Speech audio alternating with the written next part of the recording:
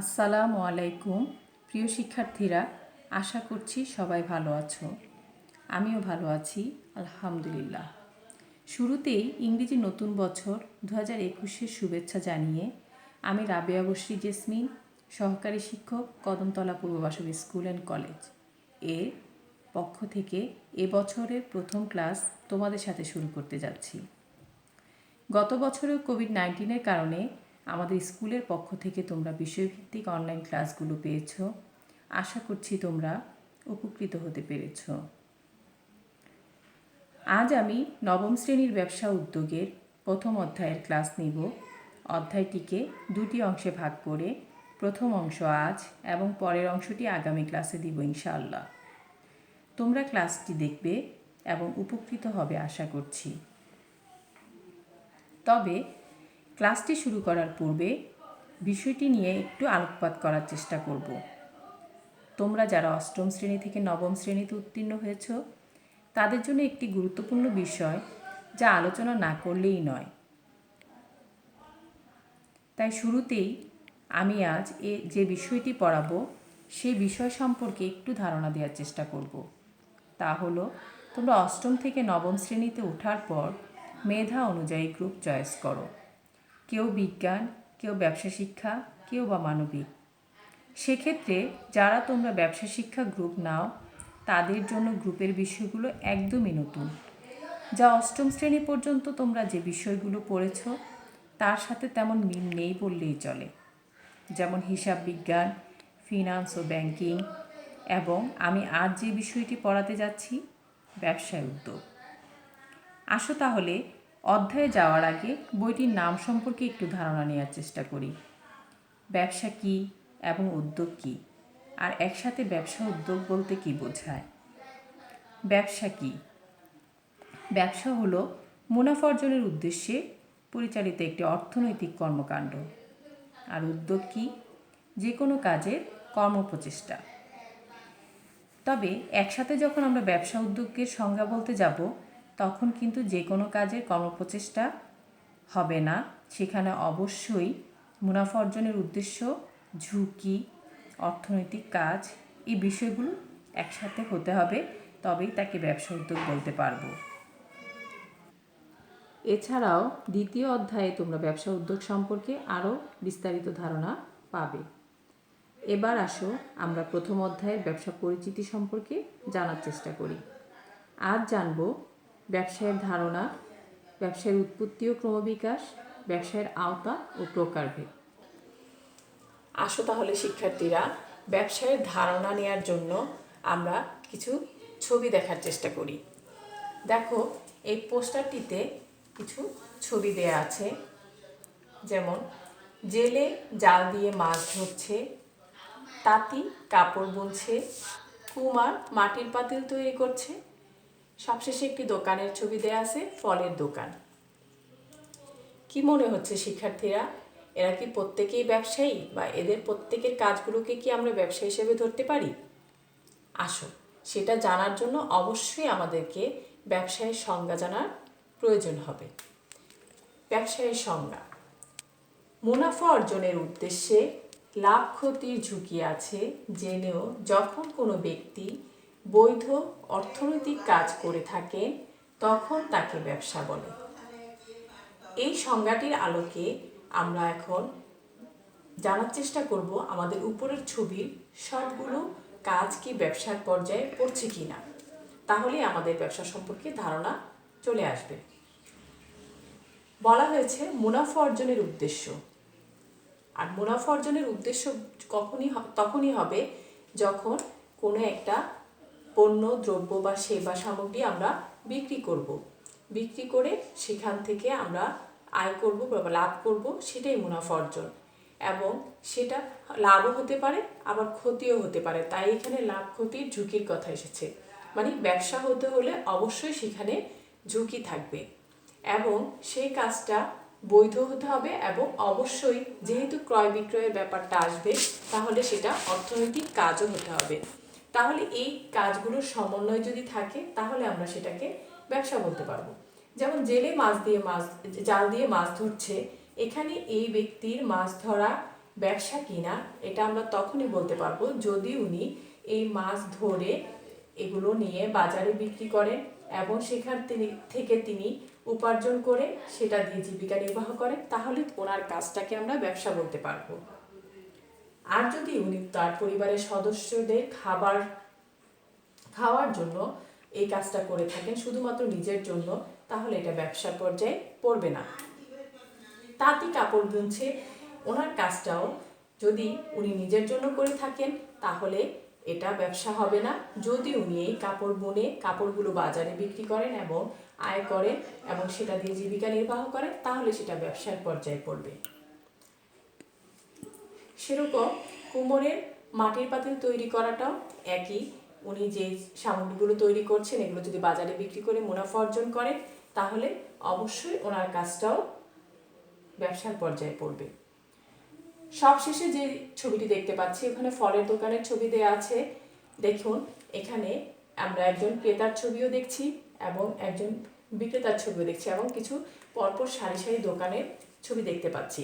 তাহলে বোঝা যাচ্ছে এখানে যেহেতু ক্রেতা এবং বিক্রেতা আছে, ক্রয় বিক্রয়ের কাজটা সম্পাদন হচ্ছে, এখানে অর্থনৈতিক কাজ হচ্ছে এবং এখানে অবশ্যই যেহেতু বিক্রি হচ্ছে এখানে মুনাফার ব্যাপারটা আসছে, উপার্জনের ব্যাপার আসছে, তাহলে এই ফলের দোকানটাকে আমরা ব্যবসা বলতে পারবো।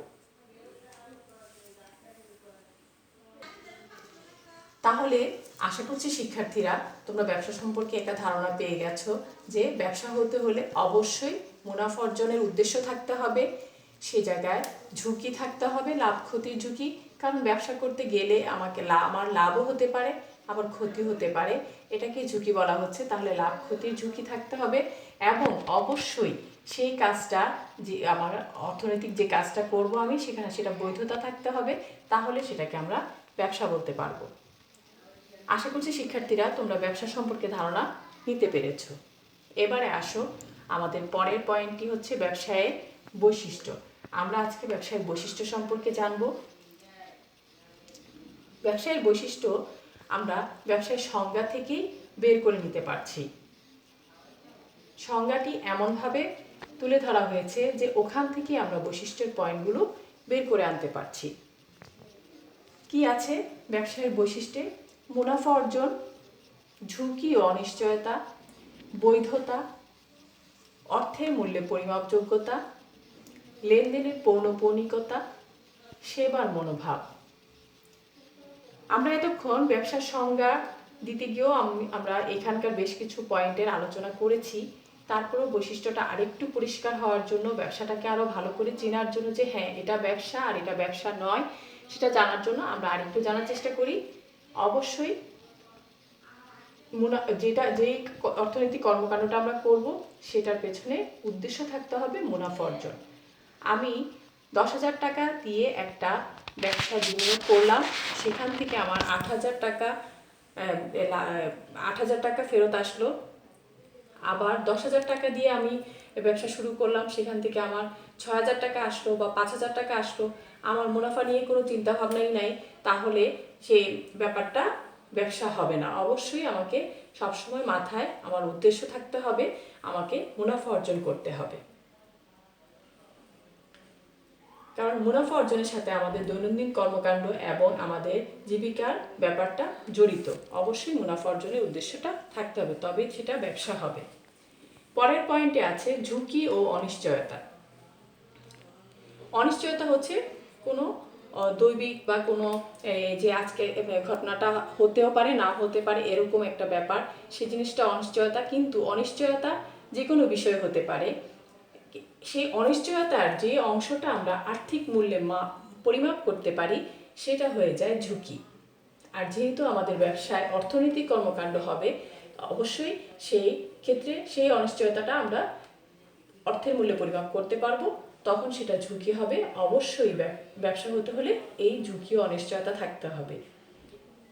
তার মানে হচ্ছে আমার সেখানে লাভও হতে পারে ক্ষতিও হতে পারে, তবে সেটা ব্যবসা হবে। পরের পয়েন্টে দেখতে পাচ্ছি বৈধতা। বৈধ কোন জিনিসটা হয় সেটাই, যেটা আইনের দৃষ্টিতে বৈধ। আইনে যে কর্মকাণ্ড, যে অর্থনৈতিক কর্মকাণ্ডটা বৈধতা পাবে, যে কোনো দেশের ভিত্তিতে প্রত্যেকটা দেশেই ব্যবসা বাণিজ্য রয়েছে, তাহলে ব্যবসার ক্ষেত্রে প্রতিটা দেশেই সেই দেশের আইনে যেটা বৈধ সেই কর্মকাণ্ডগুলো হবে ব্যবসা। অবৈধ কোনো কর্মকাণ্ড ব্যবসার পর্যায়ে পড়বে না। আমরা এর আগে যেই ছবিগুলোতে দেখেছি, বলেছি যে মুনাফা অর্জন হলেই এবং এখানে অর্থনৈতিক কাজ হচ্ছে, তাহলে এটা ব্যবসা। কিন্তু এখানে আমরা কাজগুলো সবগুলো দেখতে পাচ্ছি যে এখানে বৈধ কাজ, এখানে কোনো অবৈধ কর্মকাণ্ড দেখতে পাচ্ছি না। মদের ব্যবসা আমাদের দেশে আইনের মদ যে বিক্রি করা হয় সেটাকে ব্যবসা তো বলা যাবে না। আমাদের এই বৈশিষ্ট্যের আলোকে বুঝতে পারতেছি যে তাহলে মদ যারা বিক্রি করছে বা আমদানি করে আনছে আবার আরেকজনের কাছে বিক্রি করছে, সেটা কিন্তু বৈধ ব্যবসা নয়, এটা অবৈধ হয়ে যাচ্ছে। তাহলে অবশ্যই বৈধতা থাকতে হবে। এরপরে হচ্ছে অর্থের মূল্যে পরিমাপযোগ্যতা। ব্যবসায় পণ্যটি অবশ্যই অর্থের মূল্যে পরিমাপযোগ্য হতে হবে, অবশ্যই এটার একটা আর্থিক মূল্য থাকতে হবে। আমার হাতে যে মার্কারটা দেখতে পাচ্ছ শিক্ষার্থীরা, এটারও একটা আর্থিক মূল্য আছে। তাই এটা যে কোম্পানি তৈরি করছে এবং বাজারে বিক্রি করছে, তাদের এটাকে একটা ব্যবসা বলা যাবে, তাদেরকে এটাকে মার্কারের একটা ব্যবসা প্রতিষ্ঠান বলা যাবে। যে সেবা বা পণ্যটা থাকবে সেটা অবশ্যই অর্থের মূল্যে পরিমাপযোগ্য হলে সেটাকে ব্যবসা বলা যাবে। এরপরের পয়েন্ট হচ্ছে লেনদেনের পৌনঃপুনিকতা। তার মানে একটা লেনদেন বারবার হবে, আর্থিক ক্রয় বিক্রয়টা বারবার হবে। যেমন উৎপাদনকারী যখন পণ্য উৎপাদন করে তারপর পাইকারের কাছে বিক্রি করে, পাইকার আবার সেটা খুচরা ব্যবসায়ীদের কাছে বিক্রি করে, আবার খুচরা ব্যবসায়ীরা একেবারে আমাদের দ্বার প্রান্তে আমাদের আশপাশের ছোট ছোট দোকানগুলোতে এনে বিক্রি করে, যা ভোক্তা বিক্রয় পৌঁছে দেয়। তাহলে এই যে লেনদেনের বারবার ক্রয় বিক্রয় হচ্ছে, সেটাকেই বলা হচ্ছে লেনদেনের পৌনঃপুনিকতা। এটা অবশ্যই ব্যবসায় থাকতে হবে, এটা ছাড়া ব্যবসা হতে পারবে না। এরপরের পয়েন্টে আসো, এরপরে আছে সেবার মনোভাব। অবশ্যই ব্যবসা হতে হলে সেখানে সেবার মনোভাব থাকতে হবে। ব্যবসায়ীকে অবশ্যই ভোক্তা বা ক্রেতা যারা, তাদের দৃষ্টিভঙ্গি, তাদের কি রুচি অভিরুচি, সব বিষয়গুলো তাদের চিন্তা করে সে তার পণ্যটাকে বাজারে চাহিদা অনুযায়ী বা বাজারে সরবরাহ করবে। অবশ্যই সেবার মনোভাব যদি থাকে তাহলে সে কখনো ভেজাল পণ্য ভোক্তাদের দেবে না, কখনো কোনো অবৈধ কোনো পণ্য ভোক্তার দোরগোড়ায় পৌঁছে দিবে না। অবশ্যই সে ভালো পণ্যটাই ভোক্তার কাছে পৌঁছাবে, তাহলেই সেটা সেবার মনোভাব হিসেবে আমরা দেখতে পারি। তাহলে বোঝা যাচ্ছে যে এই পয়েন্টগুলো, এই বৈশিষ্ট্যগুলো যখন থাকবে তখন সেটাকে আমরা ব্যবসা বলতে পারবো। এবারে আসো ব্যবসায়ের উৎপত্তি ও ক্রমবিকাশ। আমরা তোমাদের পাঠ্য বইয়ের শুরুতেই জানতে পেরেছি যে মানুষের অভাববোধ থেকেই ব্যবসায়ের উৎপত্তি। তার মানে যখন মানুষ বিভিন্ন জিনিসের অভাববোধ মানুষের ভিতরে তৈরি হতে থাকলো, তখনই ব্যবসায়ের উৎপত্তি শুরু হয়ে গেল। কি আছে? অভাব পূরণের লক্ষ্যেই মানুষ বিভিন্ন অর্থনৈতিক কর্মকাণ্ডের মাধ্যমে উপার্জন প্রচেষ্টায় জড়িত হয়। অভাব যখন তৈরি হলো এবং সেটা পূরণ করার জন্যই মানুষ অর্থনৈতিক কর্মকাণ্ডে জড়িয়ে পড়ল। মূলত অর্থনৈতিক কর্মকাণ্ড ও লেনদেনকে ঘিরেই উদ্ভব হয় ব্যবসায়ে। তবে বর্তমানে আমরা ব্যবসায়ের যে অবস্থা দেখতে পাচ্ছি তা একবারে হয়নি। যুগে যুগে পরিবর্তনের মাধ্যমে ব্যবসায়ের আজকের এই বর্তমান অবস্থা, সেই আলোকে ব্যবসায়ের ক্রমবিকাশের ধারাকে 3 ভাগে ভাগ করা হয়েছে। একটা হচ্ছে ক্রমবিকাশের ধারা। দেখো আমি একটা ছক আকারে তোমাদেরকে দেখাচ্ছি, আমাদের পাঠ্য বইয়েও ছক আকারে দেয়া আছে, তোমরা ওখান থেকে পড়ে নিতে পারবে। এখানে আমরা দেখি যে প্রাচীন যুগ, মধ্যযুগ এবং আধুনিক যুগ। শিক্ষার্থীরা দেখো, প্রাচীন যুগে কি ছিল? পশু শিকার, কৃষিকাজ, দ্রব্য বিনিময়। এখানে আমরা দুটো ছবিতেও দেখতে পাচ্ছি যে প্রাচীন যুগে আসলে কি হতো। প্রাচীন যুগের মানুষগুলো আগে বনে জঙ্গলে পাহাড়ের গুহায় বসবাস করত, তারা পশু শিকার করে তাদের ক্ষুধা নিবারণ করত। পরবর্তীতে তারা যখন কৃষিকাজ সম্পর্কে ধারণা তাদের মাথায় আসলো এবং তারা কৃষিকাজ শুরু করে দিল, তখন তারা বিভিন্ন ফসল ফলানো শুরু করলো এবং সেটা দিয়েও তারা তাদের ক্ষুধা নিবারণ করা শুরু করলো। এর পরবর্তীতে তারা যখন বিভিন্ন ফলাদি গাছ রোপণ করলো, তারা ফল আহরণ করে তাদের ক্ষুধা নিবারণ করতো, তখন তারা দেখলো যে দ্রব্য একজন হয়তো পেয়ারা উৎপাদন করছে, আবার আরেকজন হয়তো আপেল উৎপাদন করছে। দেখা যাচ্ছে সে শুধু পেয়ারা যে উৎপাদন করছে সে শুধু পেয়ারা খেয়েই থাকতে হচ্ছে, যে আপেল উৎপাদন করছে সে শুধু আপেল খেয়েই থাকতে হচ্ছে। কিন্তু তখন তাদের মাথায় বুদ্ধি আসলো যে আমার থেকে 4টা আপেল ওকে দিয়ে আমি তার কাছ থেকে 4টা পেয়ারা নিতে পারি, আবার সে 4টা পেয়ারা আমার কাছ থেকে নিয়ে আমি মানে তাদের ভিতরে একটা পেয়ারা আর আপেলের দ্রব্য বিনিময় করতে পারি। তখন তারা দ্রব্য বিনিময় প্রথা শুরু করলো।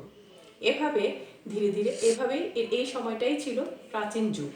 তখন ব্যবসায়ের উৎপত্তি ওভাবে হয়নি।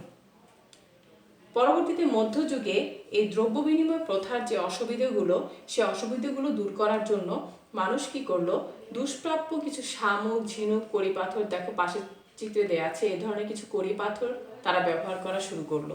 তারা এটাকে বিনিময়ের মাধ্যম হিসেবে ব্যবহার করলো, যে এই পরিমাণ শামুক, ঝিনুক বা মূল্যবান কিছু পাথর একজনকে দিলে সে আমাকে এই পরিমাণ খাদ্যদ্রব্য দিবে। এভাবে করে তারা তাদের বিনিময় কাজটা সারতে থাকলো। পরবর্তীতে এই দুষ্প্রাপ্য বস্তুগুলো যখন তারা ওভাবে পাচ্ছিল না, তখন স্বর্ণরূপ্য এবং অন্যান্য ধাতব মুদ্রার ব্যবহারের মাধ্যমে তারা বিনিময় মাধ্যমের কাজটি কাজটি সেরেছিল। এরপর দেখতে পাচ্ছি যে এই ঝিনুক, কড়ি পাথর, তারপর স্বর্ণরূপ, অন্যান্য ধাতব মুদ্রাগুলো ওজনে ভারী এবং এক জায়গা থেকে অন্য জায়গায় বহনে কষ্ট হচ্ছিল। এই ধরনের অসুবিধাগুলো যখন তাদের সম্মুখে আসলো, তখন তারা কাগজে মুদ্রার কথা চিন্তা করলো এবং তখন এই মধ্যযুগেই কাগজে মুদ্রার প্রচলন শুরু হলো। এবং সেই সময়টাই যখন কাগজে মুদ্রার প্রচলন শুরু হলো, তখন ধীরে ধীরে বিভিন্ন বাজার, আমরা বর্তমানে ওই যে উপরের ছবিটিতে দেখতে পাচ্ছি যেমন ফলের দোকানের ছবিটা, হ্যাঁ, এখানে একটা বাজার বোঝা যাচ্ছে যে এখানে অনেক অনেক ফলের দোকান রয়েছে, এটা একটা ফলের বাজার। এই ধরনের বাজার সৃষ্টি হওয়া শুরু হলো। বাজার সৃষ্টি হওয়াতে আশপাশে বিভিন্ন শহর সৃষ্টি হলো। পরবর্তীতে বিভিন্ন ব্যবসা সংগঠন শুরু হলো। এভাবে করে ব্যবসার আধুনিকতা প্রচলন শুরু হলো এবং সেই যুগটাই হচ্ছে কি পরবর্তী যুগটা আধুনিক যুগ। আধুনিক যুগে আমরা দেখতে পাচ্ছি প্রথম পয়েন্টটাতে আছে যে শিল্প বিপ্লব। এই যে মধ্যযুগে যে ব্যবসা সংগঠনগুলো শুরু হলো, যে শিল্প বিপ্লব, ব্যবসা সংগঠনগুলো যেমন এক মালিকানা কারবার, অংশীদারি কারবার, এগুলো যখন ধীরে ধীরে অনেক বৃহদায়তন প্রতিষ্ঠানের আকার ধারণ করলো, তখন শিল্প বিপ্লব শুরু হলো। বিভিন্ন এই যে ছবিতে দেখতে পাচ্ছি এই ধরনের কারখানা, শিল্প প্রতিষ্ঠানগুলো শুরু হয়ে গেল। তখন এগুলোতে ব্যবসা শুরু হলো। পরবর্তীতে তথ্য যোগাযোগ প্রযুক্তির উন্নয়ন হলো এবং বড় বড় প্রতিষ্ঠান যেখানে বৃহৎ আকারে উৎপাদন শুরু হলো এবং সেগুলো বন্টন করার ব্যবস্থা প্রচলন হলো। সেই যুগটাকে আমরা আধুনিক যুগ বলতে পারি। তাহলে আশা করছি শিক্ষার্থীরা তোমরা এই ছবি থেকে এবং এই যে ক্রমবিকাশের ধারার আলোচনা থেকে ব্যবসার উৎপত্তি ও ক্রমবিকাশ সম্পর্কে বুঝতে পেরেছ। এবারে আসো, আমাদের পরবর্তীতে আছে ব্যবসায়ের আওতা ও প্রকারভেদ। ব্যবসায়ের আওতা ও প্রকারভেদ ছকে দেখতে পাচ্ছি আমরা ব্যবসায়কে 3টি ভাগে ভাগ করা হয়। সেটা হচ্ছে শিল্প, বাণিজ্য এবং প্রত্যক্ষ সেবা। এই ভাগগুলো আনার কারণই হচ্ছে ব্যবসা যখন আকারে অনেক বড় হতে থাকলো, এর কর্মপরিসরতা অনেক বৃদ্ধি পেতে থাকলো, তার থেকে বোঝা যাচ্ছে যে ব্যবসার আওতা অনেক বিশাল এবং সেই আলোকে এটাকে ভাগ করা হলো এবং সেগুলো হচ্ছে শিল্প, বাণিজ্য, প্রত্যক্ষ সেবা। শিল্পকে 5টি ভাগে ভাগ করা হয়, যেমন প্রজনন শিল্প, নিষ্কাশন শিল্প, নির্মাণ শিল্প, সেবামূলক শিল্প এবং উৎপাদন শিল্প। শিল্প হচ্ছে উৎপাদনের বাহন। এখান থেকে উৎপাদিত প্রক্রিয়াজাতকরণ করে কাঁচামালকে, প্রাকৃতিক সম্পদকে প্রক্রিয়াজাতকরণ করে একটি ব্যবহার উপযোগী পণ্য উৎপাদন করে ভোক্তার নিকট পৌঁছানো, সেই বিষয়টাই শিল্পের অন্তর্গত। এরপরে আছে বাণিজ্য, যেটা হচ্ছে আমরা এই যে এখানে যে বন্টন ব্যবস্থার কথা বলছি, সেই বন্টনের শাখা বলা হয় বাণিজ্যকে। বাণিজ্য যে পণ্যগুলো উৎপাদিত হয় সেগুলো ভোক্তার নিকট পৌঁছানো পর্যন্ত পৌঁছাতে যেই বাধার সম্মুখীন হতে হয়, যেমন পণ্য বিনিময় হচ্ছে ক্রয় বিক্রয় করতে হয়, তারপরে সেটা পণ্য বিনিময় হয় এবং সেটা ভোক্তার নিকট পৌঁছাতে হলে বা বিভিন্ন যেখানে উৎপাদন হয় সেটা আবার পাইকার বা খুচরা ব্যবসায়ীদের নিকট পৌঁছানোর জন্য আমাদের পরিবহনের প্রয়োজন হয়। এরপর সেটা হচ্ছে স্থানগত অসুবিধাটা দূর করার জন্য এই পরিবহনের প্রয়োজন। এরপরে হচ্ছে যে বিভিন্ন সময়ে বা সিজনাল যেই পণ্য বা দ্রব্যাদি উৎপাদন করা হয় সেটা যেমন এক ঋতু থেকে অন্য ঋতুতে পেতে পারি আমরা, তার জন্য পণ্য গুদামজাতকরণ করা হয়, যেটাকে মানে স্থান বা সময়গত যে সমস্যাটা তৈরি হয় সেটা গুদামজাতকরণের মাধ্যমে সমাধান করতে পারি আমরা। এরপরে ব্যবসা বাণিজ্যের আরেকটা সমস্যায় পড়ি আমরা যখন যে বন্টন ব্যবস্থায় এসে যে অর্থের সমস্যায় পড়ি, আর্থিক যে সমস্যায় পড়ি সেটা ব্যাংকিং ব্যবস্থার মাধ্যমে আমরা সমাধান করতে পারি। এরপর এই যেই ঝুঁকির কথা আমরা শুরুতে বলেছিলাম, সেই ঝুঁকি এড়ানোর জন্য আমরা বীমার ব্যবস্থা করে থাকি। এবং সর্বোপরি আমি যে ব্যবসাটা করব, যে পণ্যটা উৎপাদন করব, সেটা যেন সব ভোক্তা জানতে পারে এবং ভোক্তা জেনে সেই পণ্যটা গ্রহণ করে, সেটার জন্য ব্যাপক প্রচার এবং প্রসারের প্রয়োজন পড়ে, যা বিজ্ঞাপনের মাধ্যমে আমরা সমাধান করতে পারি। সেটাই হচ্ছে বাণিজ্য। পরবর্তীতে যেটা দেখতে পাচ্ছি প্রত্যক্ষ সেবা। প্রত্যক্ষ সেবা হচ্ছে সেটাই যেটা সরাসরি ভোক্তাদেরকে সেবা করা হয় এবং তার বিনিময়ে অর্থ দেয়া হয়। অর্থের মাধ্যমে সেবা প্রদান, যেমন ডাক্তার রোগীকে চিকিৎসা করেন এবং তার বিনিময়ে তিনি অর্থ নিয়ে থাকেন। প্রকৌশলী মানে ইঞ্জিনিয়ার যারা আমরা জানি, তারাও সেই কাজটা করে। এবং অডিট ফার্ম, এই যে পেশাগুলো বা আইন ভিত্তিক এই পেশাগুলো হচ্ছে প্রত্যক্ষ সেবার আওতায় পড়ে। তারা অর্থের বিনিময়ে মানুষকে সেবা করে থাকে। তাহলে আমরা দেখতে পাচ্ছি ব্যবসার আওতা ও প্রকারভেদ হচ্ছে এটাই।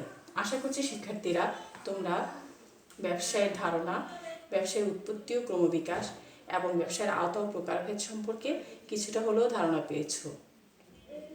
আজ তাহলে এতটুকুই থাকবে। এখন তোমরা যেহেতু আমাদের প্রতিষ্ঠানে এসে ক্লাস করার সুযোগ থাকছে না, কিন্তু তোমরা বাসায় বসে, আশা করছি আমি আজকে যে আলোচনাটা করেছি তার উপরে ভিত্তি করে তোমরা বাসায় এই ব্যবসায়ের ধারণা, ব্যবসার উৎপত্তি ক্রমবিকাশ এবং ব্যবসার আওতা ও প্রকারভেদ এইটুক অংশ পড়ে, রিডিং পড়ে তোমরা 15 থেকে 20টি বহু নির্বাচনী ভাষায় তৈরি করার চেষ্টা করবে। এবং এই ব্যবসায়ের ধারণা, তার মানে ব্যবসা কাকে বলে, ব্যবসায়ের বৈশিষ্ট্য, ব্যবসায়ের উৎপত্তি ও ক্রমবিকাশ এবং ব্যবসার আওতা ও প্রকারভেদ, এই বিষয়গুলো কাকে বলে এইগুলো তোমরা পড়ে নেওয়ার চেষ্টা করবে। তাহলে ইনশাআল্লাহ তোমরা এই প্রথম অধ্যায়ের যতটুকু আজকে আমি আলোচনা করলাম সেটা নিয়ে আর কোনো সমস্যায় পড়বে না। পরীক্ষার খাতায় ভালো লিখতে পারবে আশা করছি এবং ভালো নাম্বার পাবে। তাহলে শিক্ষার্থীরা আজ এই পর্যন্তই। পরবর্তী ক্লাসে আমরা প্রথম অধ্যায়ের বাকি অংশটা তোমাদের সামনে তুলে ধরার চেষ্টা করব। আসসালামু আলাইকুম।